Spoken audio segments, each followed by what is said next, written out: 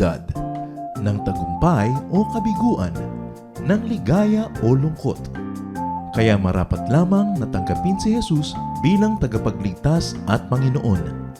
At matapos yun ay panariwain ang katapatan at paglapit sa Kanya bawat araw o day by day. Ang day by day ay naglalayong umalalay sa pang-araw-araw na pamumuhay.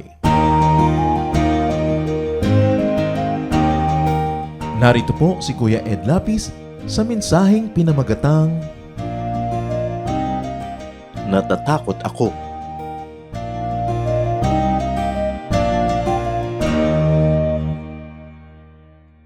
Fear of big and small things can consume a person, can destroy one's perspectives.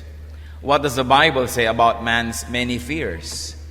At tulad nga ng inaawit natin, sa piling ng Panginoon, pati ang ating mga pangamba ay naglalaho. Ang atin po ngayong pag-aaral, pinamagatan nating Natatakot Ako.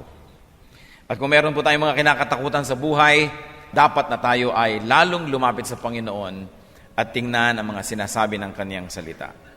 Amang Diyos, kami patuloy pong napasasakop sa inyo. Patuloy na humihingi ng kaliwanagan mula sa inyo.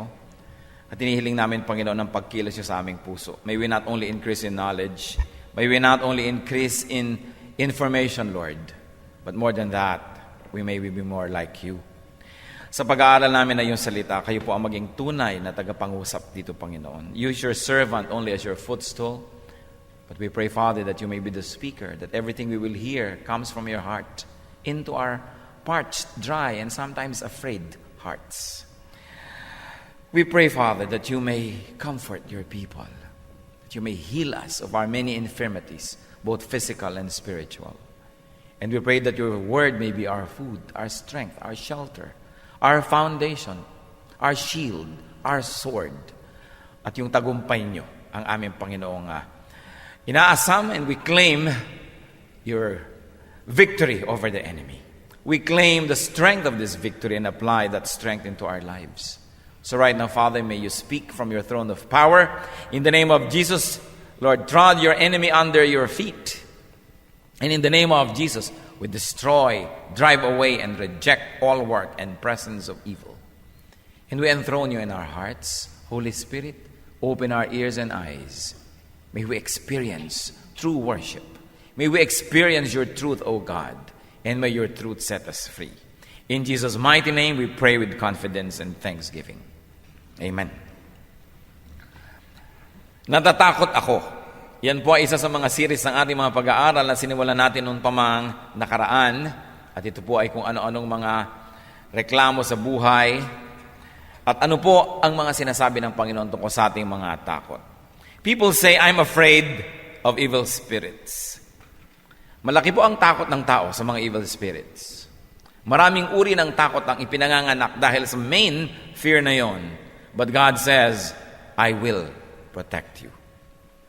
Sa 2 Thessalonians chapter 3, verse 3, but the Lord is faithful, and He will strengthen and protect you from the evil one. Totoo po, makapangyarihan ang mga masasamang espiritu, subalit walang kaya ang kapangyarihan na yan sa kapangyarihan ng Panginoon. Sila po ay nang babluff lamang. At nagiging makapangyarihan lang kung pinapayagan natin at kung tayo na padadaya. Subalit sino man na sumisilong sa kalinga at proteksyon ng ating Amang Diyos ay napagtatagumpayan at nalalampasan ang anumang ginagawa ng mga evil spirits. People say Satan is so powerful, but God says, I will crush him.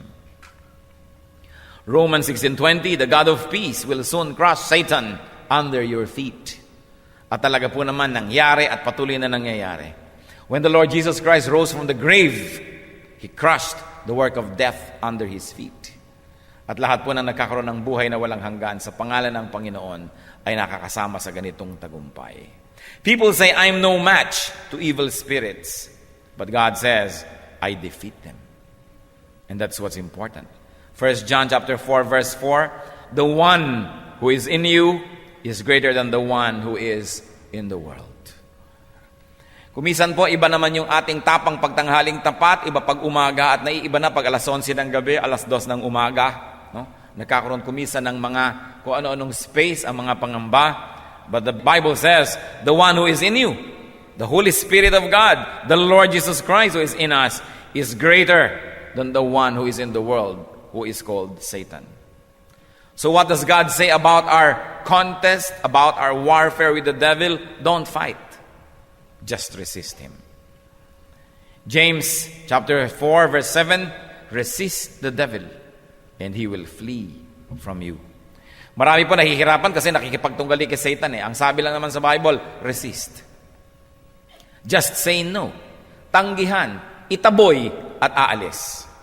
Siyempre, kung tayo makikipagbuno kay Satan, malaki ang chance na tayo matalo. Makapangyarihan yun eh. Malakas yun eh. Hanggang ngayon, marami pa siyang kapangyarihan sa pansamantala na ginagamit niya. Subalit, tayo ay merong proteksyon in the name of Jesus. In the name of Jesus, every knee will bow in heaven, on earth, and under the earth. There is no power that cannot be destroyed by the power of the name of Jesus. Kaya makapangyarihan yung pangalan. Although it is not to be magically used as a formula, as an utterance, kung tayo po ay nabubuhay, sang-ayon at nababagay sa kahulugan ng pangalan ng Panginoon at yung mga lahat ng ibig sabihin noon, kabanalan, kabutihan, katapatan, pananampalataya, ay merong kapangyarihan tayo. May kapangyarihan ang pangalan na yun sa ating buhay. That's why in the name of Jesus, we have victory. Meron pa po mga kinakatakutan ng tao, takot ako sa tukso. Bakit ka naman natakot sa tukso? Kasi di ko kaya ang tukso. Yan ang fear. But what does the Bible say? With my help, kaya mo. 1 Corinthians 10:13, no temptation has seized you except what is common to man. And God is faithful. He will not let you be tempted beyond what you can bear. But when you are tempted, He will also provide a way out so that you can stand up under it. Talaga, hindi po natin kaya yung temptation. But, kaya natin sa pangalan ng Panginoon. Nalampasan na niya. Nag-graduatean, napagtagumpayan. Kaya sa kanyang tulong, sa kanya pong biyaya, at sa kanyang patnubay, ating malalampasan at matatalo ang anumang temptation. Pero sasabihin ng iba, bakit ako talo? Kasi you volunteer na magpatalo. Pero kung tayo magde-decide na mananalo, we already are winners in the name of Jesus. It is a victory that we should only claim. Nandun na yung tagumpay, atin na lang gagamitin. Pero kung natatalo, kasi panalo na, lumilipat pa sa kabilang bakuran ng mga talunan, nagpapatalo pa. Pero ang mga anak ng Diyos, kung magdedesisyon na mapagtatagumpayan ang lahat, pwede. Sapagkat walang imposible sa ating Panginoong Hesus at sa kapangyarihan niya sa ating buhay. Meron pa po mga natatakot. Takot ako sa sarili kong kasalanan.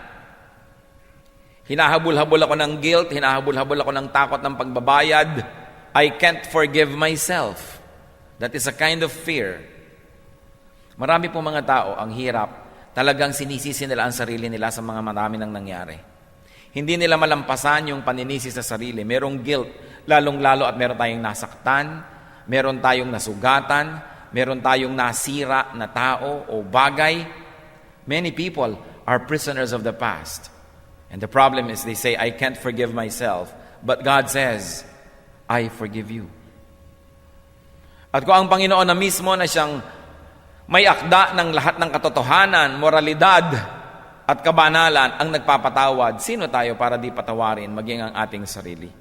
1 John 1:9, if we confess our sins, He is faithful and just, and will forgive us our sins and purify us from all unrighteousness. So He is faithful, He is just. Ang hinihingi lang niya, tayo ay lumapit, magbagong loob, at humingi ng paglilinis niya. Ang gusto talaga ng Panginoon sa ating buhay, tayo makapiling niya. Fellowship is God's purpose for creating us. Ba't di natin masasabing ganun nga? Unang-una, nilikha tayo sa kanyang wangis so that there will be fellowship. Pero nagkasala ang tao, lumayo. Anong ginawa ng Diyos? Gumawa pa ng paraan na makabalik tayo through the Lord Jesus Christ. Siya ang aako ng ating mga kasalanan, nagbabayad ng ating mga kasalanan, nakakabalik tayo tuloy sa ating Panginoong Diyos. At kung sakali na tayo ay tumanggap na kay Kristo, we have been saved, we have been born again, tapos nagkamali pa rin tayo, meron pa rin 1 John 1:9, if we confess our sins, He is faithful and just to forgive us. Nare-restore pa rin tayo. Walang ginagawa ang Panginoon kundi gumawa ng mga tulay na pwede nating daanan pabalik ng pabalik sa Kanya. sapagkat yun ang tunay niyang kagustuhan. Kaya nakakabalik tayo dahil tayo'y pinapatawad. Tayo din naman nagkakabalikan, mga kasawa, mga magkapatid, magkaibigan, magkakamag-anak dahil nagpapatawaran. Kaya mahalaga po yung pagpapatawad maging sa ating sarili. Romans 8:1, therefore, there is now no condemnation for those who are in Christ Jesus. Kumisan po, mayroong mga tao na sobrang nagiging relihiyoso. Sobrang nagiging mahilig mag-ambag, mag-abuloy, magbigay, kasi yung pala nagbabayad-bayad ng mga utang sa Diyos. Pero hindi po ito ang marapat na gawin. Kung meron tayong malalalim na naging mga kasalanan, hindi nakukuha sa pagdodonate yan para mawala yon. Hindi nakukuha yan sa pagbibigay sa mga charity, pagpapahirap sa sarili, paghahampas sa sarili, pagpapakasakit, sapagkat ang Panginoon ay hinampas na, nasakta na, pinatay na dahil sa atin, at tayo mapapatawad kung sisilong tayo sa kanyang anino, mapapalinis tayo sa kanyang dugo. Hindi na babayaran, sapagkat kung kayang bayaran ng ating kasalanan, ba't pa nagbayad ang Panginoong Jesus? The mere fact that the Lord Jesus Christ had to pay with His own life for our sins means that there is nothing in creation, there is nothing in the material world that can pay for our sins. So ginawa ng Panginoon yon. Kaya mabuti na matulungin tayo, mabuti na tayo palaambag sa mga gawain ng Panginoon, pero kung ginagawa lang natin yan, na pambayad-bayad utang, pampaluwag-luwag ng masikip na loob, ay hindi yan magiging sapat kahit kailan. We must be free. And the only way to be free is to receive God's forgiveness and for you, for me, to forgive ourselves. Tunay na kalayaan ang nararanasan ng nagpapatawad at ng pinatatawad. Kaya kung tayo po yung may kasalanan, pinatawad natin ang ating sarili dahil pinatawad na tayo ni Kristo at pinalikuran na natin ang kasalanan na yon, dobling benepisyo. Tumanggap tayo ng pagpapatawad at nagbigay din tayo ng pagpapatawad na yon. You don't have to carry that weight, that burden of guilt. The Lord carried those things on the cross. Isama niyo po, charge it to the cross so we can live again. We can have a new life, a new beginning, and we don't have to be afraid of our own sins. We don't have to be afraid of the consequences because the Lord can save us from that. Kaya tayong mga Kristiyano ay may tagapagligtas, may taga-ako ng ating kasalanan. Kaya ganun na lang ang pag-ibig ng Panginoong Hesus sa atin. Meron pa pong isang takot ang marami. Ayokong mamatay. At kung natatakot tayong mamatay, hindi na tayo mawawala ng takot dahil alam naman natin lahat nakadestinong mamatay.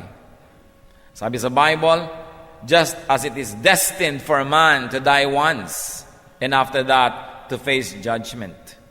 So, nakadestino yun. Kung natatakot tayo doon, ay madadaya tayo buong buhay. Wala na tayong gagawin kundi matakot because any day, any moment, pwedeng dumating yon. So, yung mga nagsasabi pong takot akong mamatay, anong sagot dyan ng Biblia? Di huwag kang mamatay. John 11:25-26. I am the resurrection and the life, Jesus says. He who believes in me will live, even though he dies, and whoever lives and believes in me will never die. So pwede palang hindi mamatay. Hindi mamamatay ang ating espiritu. Ang mamamatay lang yung katawan. Kaya hindi dapat mamatay at matakot sa kamatayan sapagkat katawan lamang yung naiiwan at ang espiritu patuloy na nabubuhay. Sa katunayan po mga kapatid, ang sino mang nasa Panginoon, itong katawan natin ay isa lamang piitan, kulungan, hindi makalaya yung espiritu nating bumalik sa Diyos kasi nakukulong pa sa katawan na ito. Kaya kung ang katawan na ito ay bibigay na, makakawala ang espiritu at babalik na tayo sa Diyos. Kaya kalikalimutan natin yung mga takot akong mamatay. Yang ganyan po mga script sa buhay, bagay lang sa walang tagapagligtas, bagay lang sa walang Diyos. Because the Lord says, you need not fear death. John 5:24. I tell you the truth. Whoever hears my word and believes him who sent me has eternal life and will not be condemned. He has crossed over from death to life. Napaka-loaded nitong John 5:24. Sino man daw ang naniniwala sa Panginoon at sa nagsugo sa Kanya ang ating Diyos Ama, ay mayroong buhay na walang hanggan at di na uusigin pa. Sa katunayan, tumawid na siya mula sa kamatayan tungo sa buhay. Kung sasabihin natin, alam nyo, takot po ako mamatay, sasabihin sa atin ng Bible, bakit? Kailan mo ba tinanggap si Kristo? Noon pong ako ay 25 years old. Alam mo ba na mula nung nagkasala ka, nung bata ka hanggang nag-25 ka, patay ka? Na nung tinanggap mo lang si Kristo bilang Panginoon at tagapagligtas, nung karoon ng buhay na totoo at nagkaroon ng buhay na muli, doon ka ipinanganak, you were born again and you have life again. So natatakot ka ba nung dead ka? Hindi po. Dead ka noon. Ngayon ka nga buhay, ngayon ka pa natakot. Sapagkat ang tao na may kasalanan na hindi pa tumatanggap kay Kristo, siya ay dead. Patay siya. Because sin brings death. Nung si Adan at si Eva ay pinagsabihan ng Panginoon, sabi ng Lord, the day that you eat of the forbidden fruit, you will surely die. Sa oras sa kinain mo, mamamatay kayo. Pero nung kinain nila, namatay ba sila? Hindi ba't humaba pa yung buhay? Nanganak pa si Eva at eto pa nga tayo? Pero may namatay. Namatay ang spirito. Buhay lang ang katawan. Kaya ang mga taong nasa kasalanan at wala sa Panginoon, buhay lang ang katawan, patay ang espiritu. Kaya noon patay tayo, pero nung tinanggap natin si Kristo na buhay ang ating espiritu, ngayon pa tayo ngayon matatakot sa kamatayan. Ang pwede lang mamatay ay ang katawan. Kaya sabi sa Philippians 1:21, for to me, to live is Christ, and to die is gain. Bakit ka pakinabangan ng kamatayan? Finally, makakalaya ang espiritu ko mula sa katawang ito na maraming sakit, sa katawang ito na maraming mga hilig na masasama, sa katawang ito na maraming kasalanan at kahinaan, makakalaya ang espiritu ko at babalik na sa Diyos. Kaya sinabi, to live is Christ, to die is gain. Habang buhay pa tayo, mamuhay tayo para kay Kristo. At kung namatay na yung katawan, lalo namang kapakinabangan, sapagkat hindi na lang tayo mamumuhay para kay Kristo, tayo'y babalik na kay Kristo at makikipag-isa na ng lubos sa Kanya. Kaya dapat ang mga tao, hindi tayo natatakot mamatay. Ngayon kung tayo may natatakot, sinasagilahan ng takot paminsan-minsan, dapat parang langaw lang yan na dumadapo, hindi mo napipigil, pero pwede mong bugawin at paalisin. Sasabihin natin, no, I need not fear death. Because when I die, I get reunited with God. Alam nga namang hindi mamatay ang katawan, alam nga namang 300 years old na, buhay pa. Di tayo na siguro ang hihingi ng kamatayan. Meron po akong dinalaw na isa nating kapatiran na may edad na. Dinalaw ko kamakailan. Hirap na hirap ang katawan, may karamdaman, may edad na rin naman talaga. Tapos nang magpalaki ng mga anak at malalaki na rin mga apo, naghihirap ang katawan. Sabi, Pastor, ipanalangin niyo naman po sa Panginoon na kunin na ako. Sabi ko, nakakatiya kayo, gusto niya nang gumraduate. Gustong-gusto na daw niya. Wala na kayong habol pa sa buhay na ito. Wala na. Sabi gano'n, nagawa ko na lahat. Nasa Panginoon ako. Handa na po ba kayo? Handang-handa na. Babantay. Pinapayagan nyo na bang gumraduate? Dahil yun ang gusto ng may katawan. Sabi, opo, dahil alam namin nahihirapan lang. Total naman talagang matanda na. Siguro hindi na mag-aasawa yan dahil halos 90 na. Siguro naman wala na siyang gustong malaman pang sayaw o gusto pang puntahan kung anong bulkan o anong scenery. Gusto nang sumama sa Panginoon. Sabi, kung ganyan po ang gusto nyo, di ipanalangin natin. At kung kalooban ng Diyos, pagkaloob niya. Kung may nakarinig siguro sa panalangin, sabi, ano ba ang klaseng pastor ito? Dumalaw, tapos ipinapanalangin na yung dinalaw niya, kunin na ng Diyos. Handang-handa na yung tao, ba't yung pipigilin? Gustong-gusto na. At yung katawan naman talagang kinukuha na ng kalikasan. Yung espiritu niya, gusto na niya ibigay sa Diyos. Wala siyang takot. Alam niyo kung bakit? Sapagkat ang pananampalataya niya sa Panginoon ay lubos. Alam niya na hindi siya dadaan doon sa tinatawag na madilim na tunnel, kundi instantly, when the body dies, the spirit is released to the Lord. Tulad ng sinabi ng Panginoon doon sa kriminal na namatay kasama niya, today, you will be with me in paradise. Sabi naman nung iba, natatakot ako kasi makakahiwalay ako ng aking mga mahal sa buhay. I don't want to be separated by death from my loved ones. Yan naman ang mga marami pang dramang bukid ng iba. Pero sinasabi naman ng Panginoon, kung kayo mga mananampalatayang lahat, you will be reunited. Merong grand reunion na mangyayari sa lahat ng mga anak ng Diyos. 1 Thessalonians 4:16-17. For the Lord Himself will come down from heaven with a loud command, with the voice of the archangel, and with the trumpet call of God, and the dead in Christ will rise first. After that, we who are still alive and are left will be caught up together with them in the clouds to meet the Lord in the air. And so we will be with the Lord forever. Therefore, Encourage each other with these words. Yan po ang sinabi. Oras na tayo tinawag ng Panginoon, magkikita-kita tayong lahat ng mga nauna na sa atin noon pa ng mga anak ng Diyos, at tayo makakasama ng Panginoon habang panahon. Kaya kung tayo po ay halimbawa ay may mahal sa buhay na gumagraduate agad, alam natin nasa Panginoon, nalulungkot tayo pero hindi dapat sobra kasi alam natin magkikita-kita rin. Napakalaki pong comfort yung tayo nasa Panginoon. Kaya napakaganda ng ating pamilya, share natin. Kasi kailangan nilang tanggapin ang tagapagligtas para may magbayad ng kanilang kasalanan at sila naman ay maligtas. Para tayo makatiyak na ang kamatayan ay pansamantala lang na paghihiwa-hiwalay, subalit meron ding muling pagkikita-kita sa paanan ni Kristo. Take your loved ones to Jesus. And when we are with the Lord will wipe away every tear. Meron pa mga takot, alam niyo, sobra. Yung sabi niya, takot ako sa uod, ayokong mabulok. Ang sabi ng Panginoon, di huwag kang mabulok, you will be reconstituted. 1 Corinthians 15, 51 to 52, listen, I tell you a mystery. We will not all sleep, but we will be changed. In a flash, in the twinkling of an eye, at the last trumpet. For the trumpet will sound, the dead will be raised imperishable, and we will be, church, changed. Maiiba tayo. Huwag kayong matakot. Sabing ganon. Kahit pansamantala, nagmukha na nabulok kayo, hindi kayo yon, sapagkat bibigyan kayo ng bagong anyo, ng bagong glorified body, ng bagong glorified identity.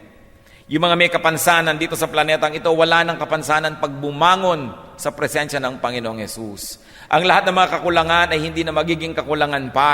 Ang lahat ng mga tinatawag na mga kapintasan ay hindi na magiging kapintasan pa. For we will all be changed. The dead will be raised imperishable. Hindi na kailan paman aagawin tayo ng pagkabulok. Marami pong mga takot. Lahat ng mga takot ng tao, lahat ng mga reklamo na mahina ako, nag-iisa ako, walang-wala ako, wala akong kakampi, ganito lang ako. Lahat ng mga reklamong yan, sapagkat napakarami nating reklamo, napakarami nating takot na kung atin lamang pakikinggan ang sinasabi ng Biblia, ang lahat ito yung maglalaho, mapapalitan ng pag-asa at mapapalitan pa ng kagalakan sa mga darating pang panahon. Ang takot ay hindi galing sa Diyos. Fear is not of God. Ang takot ay nanggagaling sa ating kaaway. Kaya kung tayo ay matatakotin, dapat nating palayasin ang espiritong yan at lalo tayong umasa sa espiritu ng Diyos. Ang ating Panginoong Jesus ay matagumpay. Siya'y hari ng mga hari at Panginoon ng mga Panginoon, na tayong kanyang nasasakupan, tayong kanyang mga anak ay hindi marapat na madaya, malinlang at maakay ng masasamang espiritu para dalhin nila doon sa madidilim na mga landas na punong-puno ng takot. We are the people of the light and we should walk in the light. And in the light, there is no fear.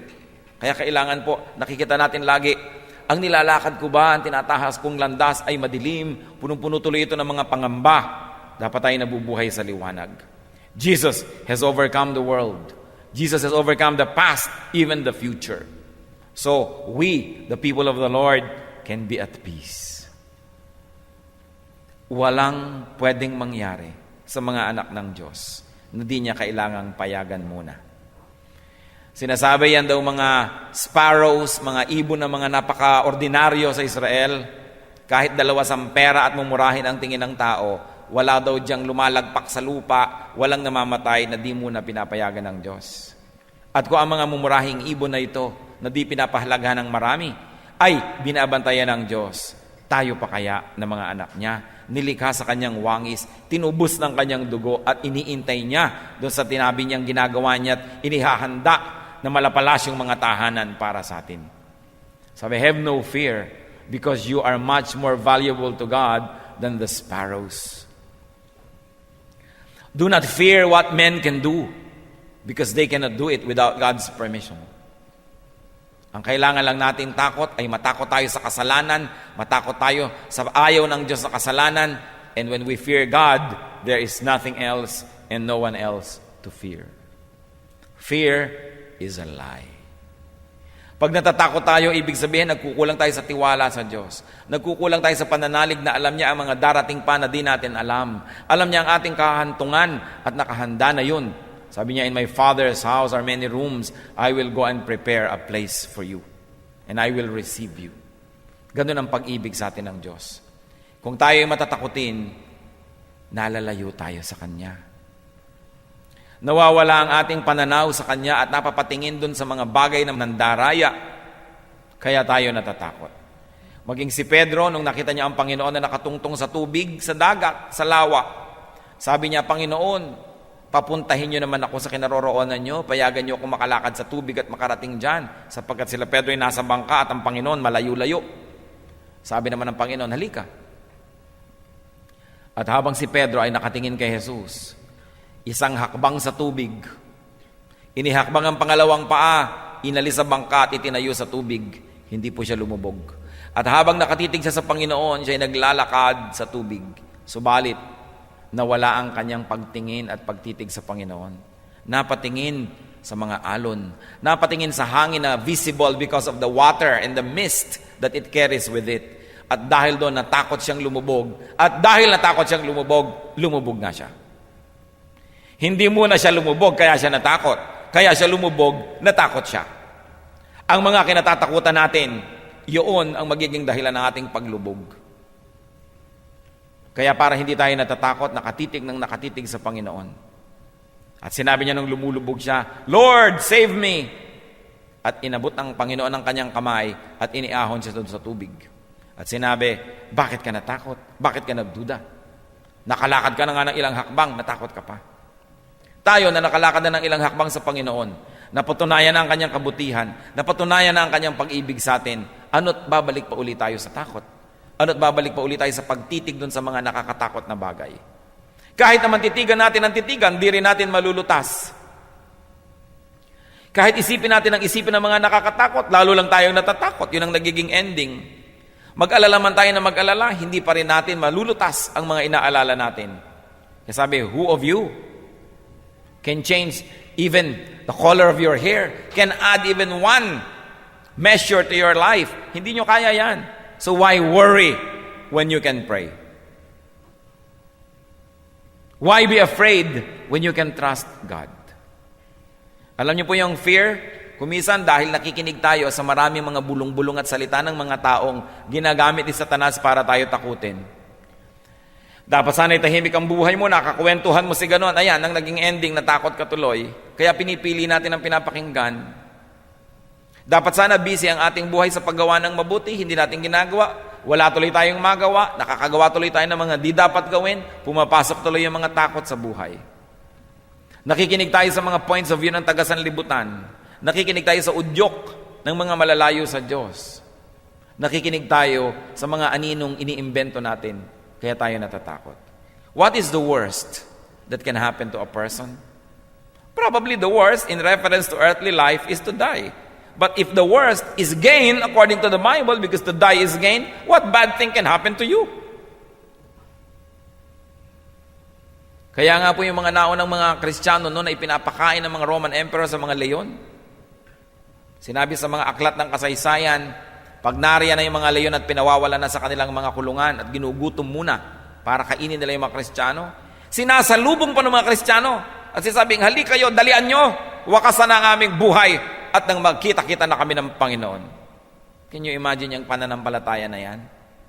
Hindi natin alam kung tayo ay nasa harap ng panganib ay ganun din magiging kalakas ang ating mga loob. Pero alam natin, yung Diyos nila, yun din ang Diyos natin ngayon. Yung nagpalakas sa kanila noon, yun din ang magpapalakas sa atin ngayon at nagpapalakas pa nga. Yung humango sa kanila sa hirap ng kanilang katawan at tumanggap sa espiritu nila sa kaharian ng Diyos at sa paraiso, yun din ang Diyos na naghihintay sa atin ngayon at tatanggap sa atin. Huwag tayong matakot. Fear is not of God. At dapat nating suriin kung saan-saan ang gagaling ang mga fear. It comes from ignorance. We are afraid of what we do not know. But remember this, whatever you do not know, God knows. At sa pamamagitan na nagkakaroon tayo ng comfort, di ko man alam, ay alam ng Diyos. At kung alam ng Diyos, di siya magpapabaya. Isa pa pong source of fear, guilt. Kaya ayusin natin ang ating buhay. Na hindi tayo lagi na lamang na hinahabol-habol ng mga sariling multong iniimbento natin dahil sa ating mga sariling kagagawan. Guilt can give us space for fear. Paggawa ng kasalanan, paggawa ng mali, nagkakaroon tuloy ng puwang na matakot tayo na baka balikan tayo ng kasalanan na yon. Tuwing gumagawa tayo ng kasalanan, nagbubukas tayo ng pinto, pwede kang pasukin. Kaya kinakailangan ayusin, bawasan, ubusin ang mga di mabubuting gawa sa ating buhay. Ano pa po yung mga fear? Lies. When we tell lies, when we say bad things, we're afraid that we might get found out. Baka tayo mahalata, malaman, kayo mga pagbabalat kayo, alisin sa buhay. Sapagkat kung tayo po ay matapat, wala tayong sukat ilihim, wala tayong sukat katakutan. Ang bawat lihim ay nagmumulto.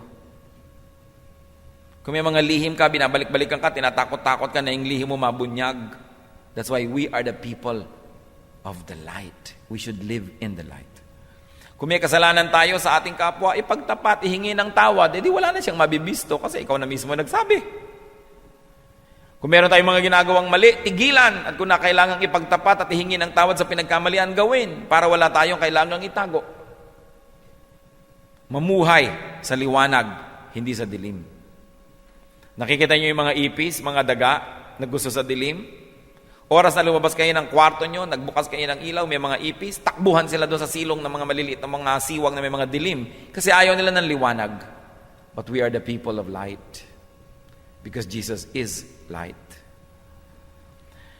Alam naman natin na hindi tayo perfect. Alam naman natin na marami tayong pagkakamali at pagkukulang. Ang nahihirapan lang naman po niyan yung mga nagpapanggap na perfect sila, yung nagpapanggap na walang mali sa kanila at lahat ay tama. Nahihirapan tuloy sila. Pero kung aaminin natin ang ating mga kamalian, hihingi natin pa nga ng tawad sa mga pinagkamalian natin, makakalaya tayo. At kung tayo malaya, wala tayong dapat nakatakutan. Ano po ba ang tumatakot sa inyo? Old age? Pagtanda? Hindi dapat katakutan yan sapagkat ang pagtanda ay regalo ng Diyos. Di ba? Ano po ba ang pangako niya sa mabubuting anak? Sabi, kayo na magagalangin at mga mapitagan sa inyong mga magulang, bibigyan kayo ng mahabang buhay. So yung makahabaan ng buhay, yung pagtanda, hindi kinakatakutan. Regalo yan ng Diyos. Pero siyempre, kailangan pinaghahandaan, kahit paano. At hindi habang tumatanda ka, parami ng kaaway mo, nakakatakot talaga yon. Dapat dumadami ang ating mga kasundo, nababawasan yung ating mga kaaway. Ano pang kinakatakutan natin? Mga kasakitan. Kahit ka naman matakot, hindi ka rin naman tumitigil magkasakit kumisan. Diba?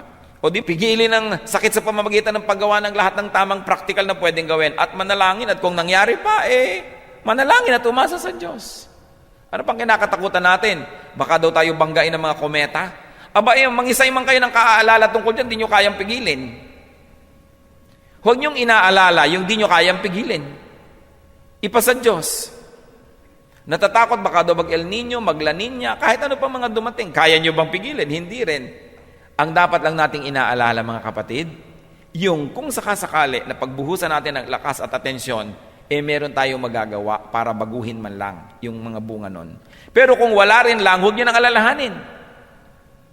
Meron kayong anak na nasa pagkalayo-layong bayan, wala kayong ginawa kundi mag-alala. Ano mapapala nyo sa pag-aalala?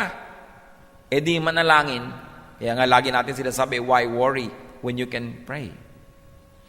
Nag-aalala tayo kung ano mangyayari sa ating anak o apo, magiging mabuti kaya ito o hindi. Ano magagawa niyo sa pag-aalala? Turuan niyo araw-araw ng kabutihan, ipasa Diyos. Anong sabi sa Bible?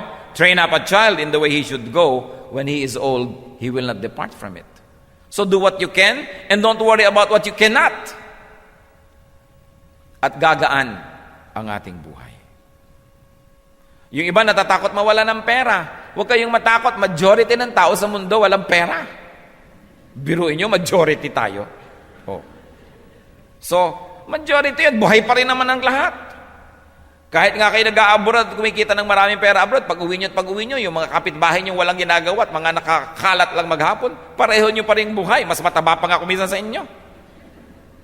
Sabi ng Panginoon, yung mga ibon nga, hindi naman niya nagtatanim, hindi nag-aararo, hindi nagbubungkal, hindi nag-iipon sa mga bangan, pinapakain ng Diyos. Kayo pa?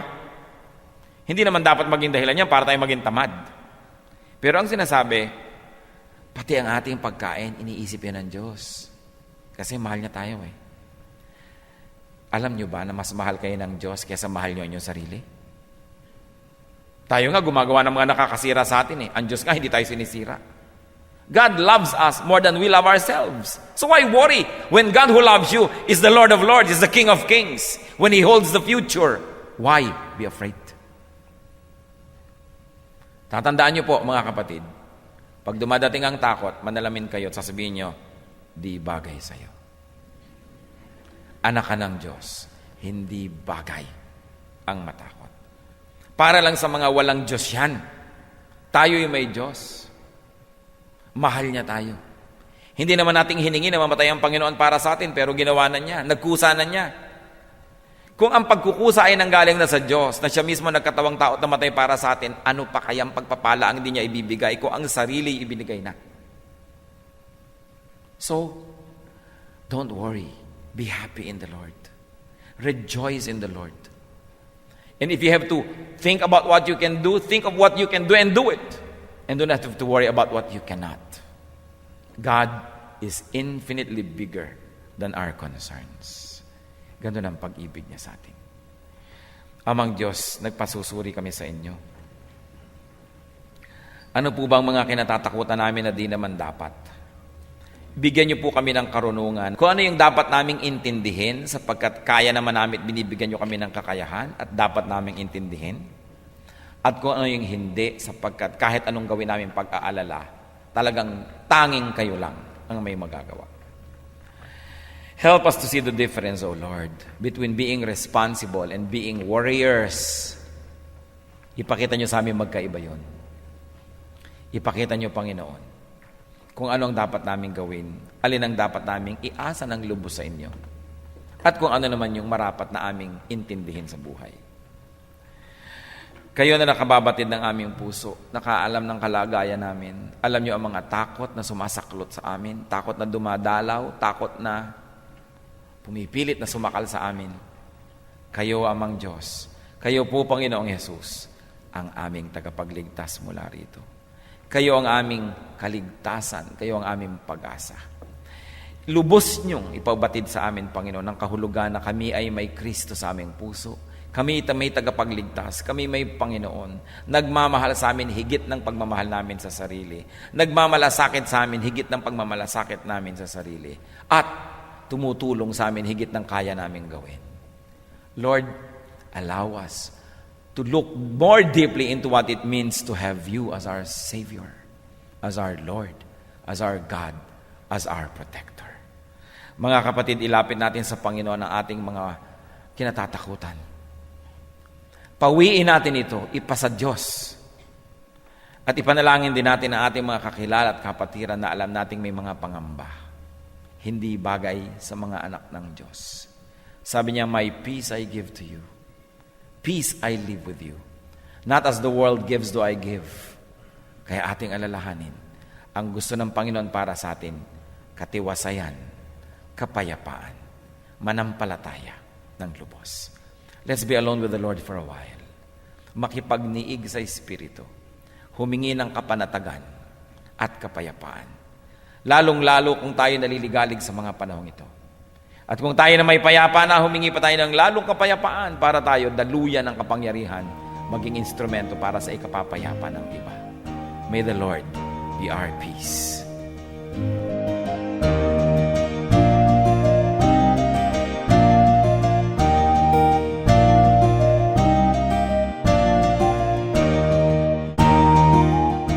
Ang katatapos pong mensahe ni Kuya Ed Lapiz ay pinamagatang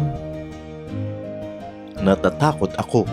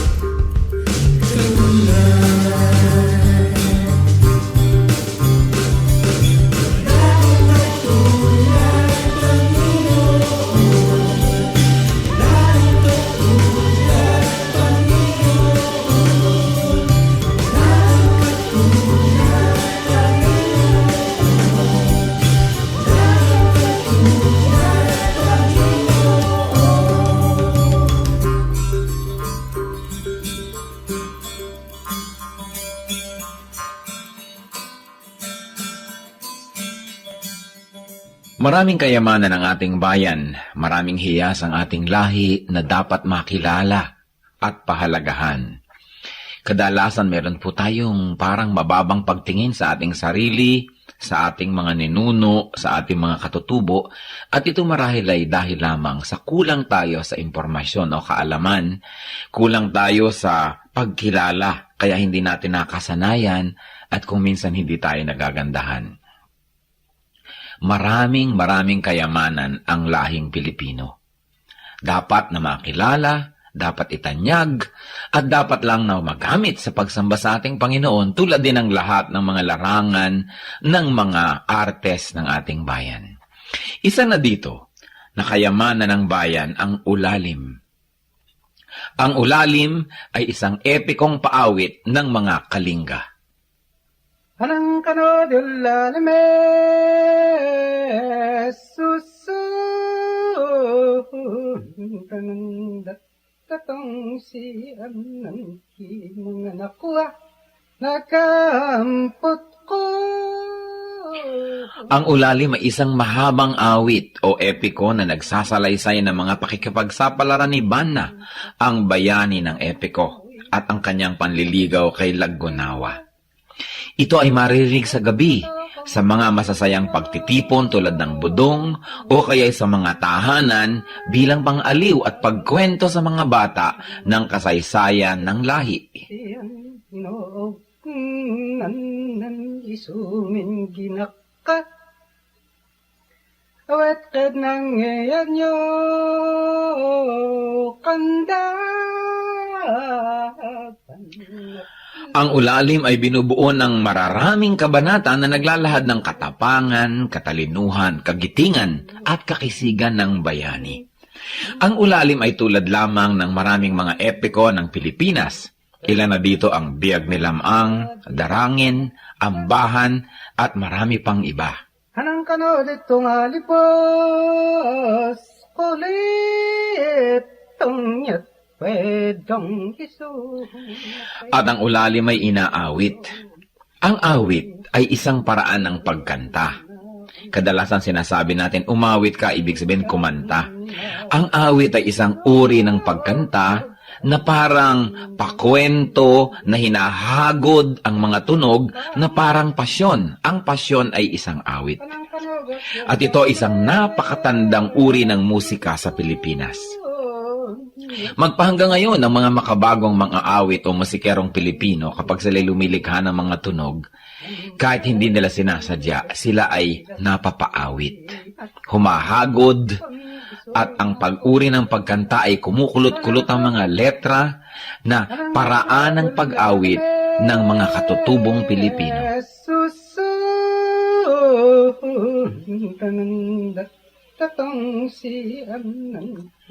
Kilalanin po natin ang mga awit, ang mga epiko ng ating bayan.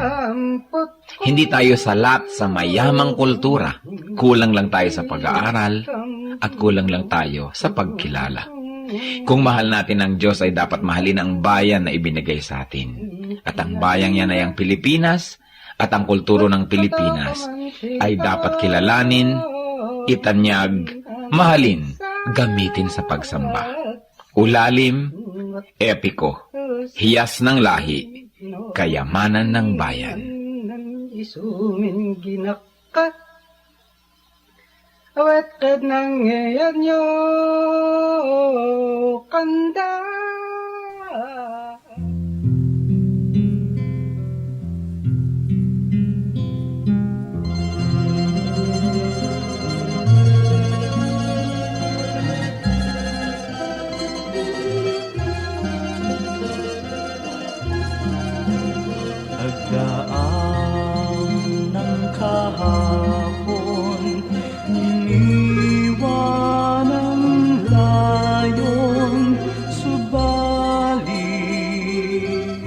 kayo'y nanatili. Ako'y piling man sa bukas, tadhana'y lumipas, panatag sa inyong kanlili. O Jesus, sa ulayaw, hatid sa kibuhay, magkapay sa paglalakbay. Kaibigan kang tunay, dagli ang karamay, kailan may di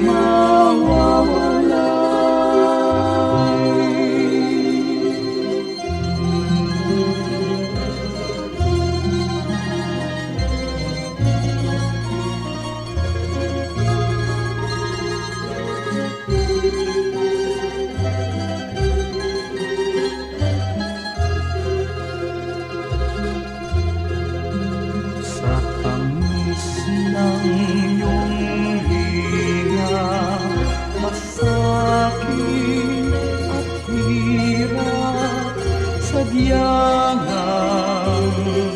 hindi mananaig. O Jesus, kaulayaw, gawin pang malinaw sa akin ang iyong pag-ibig. O Jesus, sa ulayaw, hatid sa kibuhay, agapay sa paglalakbay. Kaibigan kang tunay, dagli ang karamay, kailan may di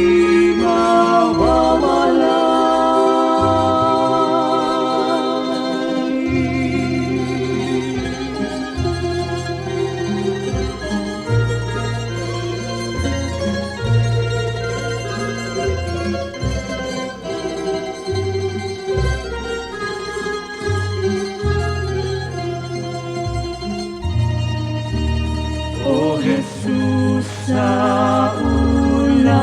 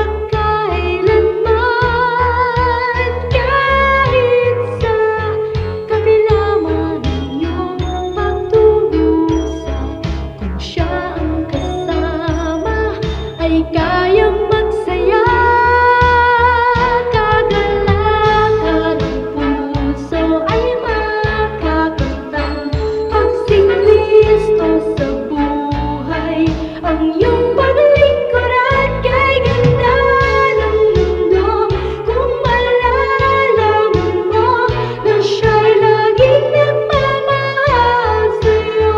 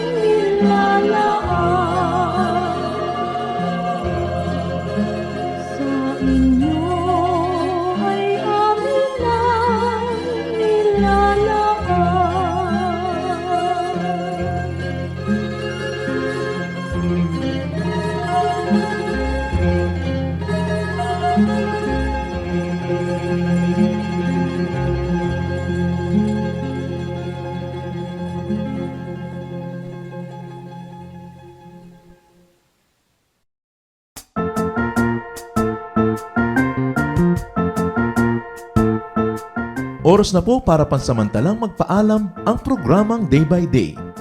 Tayo po'y magsama-sama tuwing ika-6 hanggang ika-7 ng umaga, araw-araw. Magandang umaga po at mabuhay ang Panginoong Hesus!